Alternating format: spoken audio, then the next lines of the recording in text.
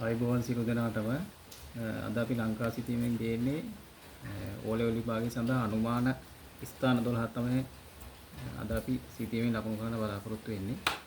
පළවෙනි ස්ථානයේ හැටියට මෙන්න මෙතන තියෙනවා කන්ද රෝඩේ එහෙම නැත්නම් කඳුරුගොඩ විහාරය මේ සැරේ AV කියලා අපි අනුමාන කරනවා.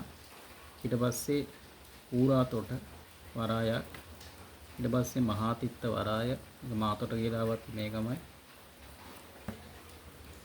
මහාතිත්ත වරාය පුත්තලමත් අපි මේ පාරේ AV කියලා අනුමාන කරනවා. මෙතන තියෙනවා වික්ටෝරියා ජලාශය, කෝට්ටේ රාජධානිය, කැලණිගඟේ කිට්ටුව තියෙන කෝට්ටේ රාජධානිය. ඊට පස්සේ පාහියංගල, නිල්වලංගගේ මේ පැත්තෙන් තියෙනවා මාතර,